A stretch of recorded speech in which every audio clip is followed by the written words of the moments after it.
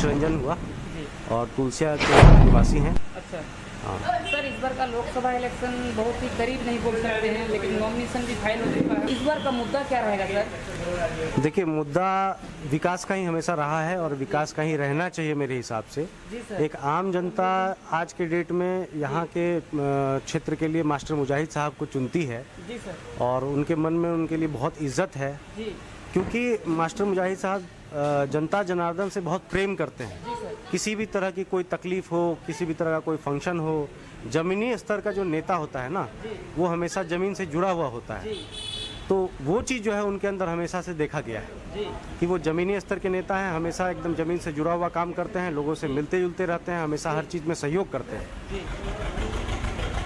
तो सर, आखिर आपको कांग्रेस क्यों नहीं पसंद है सर? देखिए, कांग्रेस पसंद नहीं, ऐसा नहीं है, लेकिन कांग्रेस पार्टी के जो नेता हैं, जी जो यहाँ पे जिनको टिकट मिल रही है, जी। वो आज 5 साल में हम लोगों से कभी भी मुलाकात भी नहीं हो पाया उनसे। और मास्टर साहब से मोटा मोटी हमको लगता है कि 14-15 बार तो हम लोग मिल ही चुके होंगे। अच्छा तो कहने का मतलब ये है कि एक ज़मीनी स्तर का नेता को न चुनना चाहिए, जो हमारे सुख दुख में साथ दे, जो हमारे दिक्कतों परेशानियों को समझे। तो इसलिए हम लोग जो है सो उस हिसाब से मास्टर मुजाहिद को ही सपोर्ट कर रहे हैं। और ये मास्टर मुजाहिद अगर सर इलेक्शन जो है जीत कर अगर जनता उनको जनादेश देकर के सांसद भेजती है, तो क्या सर आप लोग फिर मुद्दे पे खड़ा उतरेंगे फिर सर? एकदम बिल्कुल उतरेंगे।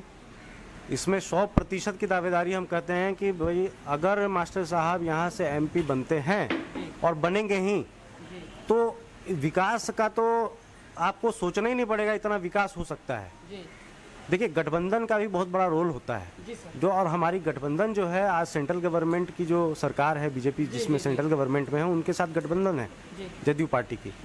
तो उस हिसाब से आप भी समझ सकते हैं कि किसी भी तरह का कोई भी काम में रुकावट नहीं हो सकता है, हर तरह से सहयोग किया जा सकता है।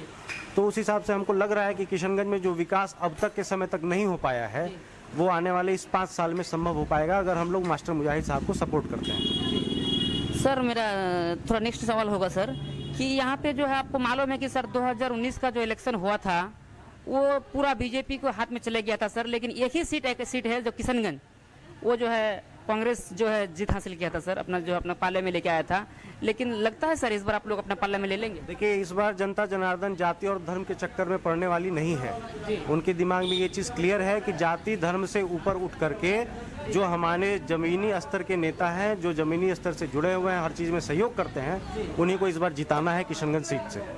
तो ये तय रहा। मान के चलिए कि मास्टर मुजाहिद साहब एकदम निकलेंगे ही निकलेंगे, और ईश्वर करे, मेरी शुभकामना उनके साथ है कि वो इस बार का चुनाव भारी मत से जीते, जिसमें सर थोड़ा मैं प्रधानमंत्री की तरफ जाऊंगा सर। मेरा सवाल ये होगा सर, आप तो टीवी उवी घर में देखते होंगे और मोबाइल भी चलाते होंगे बेहतर, तो सर जो प्रधानमंत्री 2014 से जो वादा करते हुए आते हैं सर, तो क्या वो वादा सही है गलत है सर?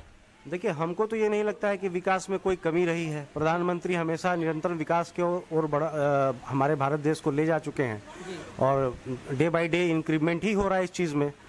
रहा बात आप कहें कि सिर्फ नरेंद्र मोदी की, तो हम ये नहीं कहेंगे। जहाँ जहाँ भी गठबंधन की सरकार रही है और साथ में जहाँ बीजेपी की अकेली सरकार भी है, उन सब स्टेटों में भी अच्छा प्रोग्रेस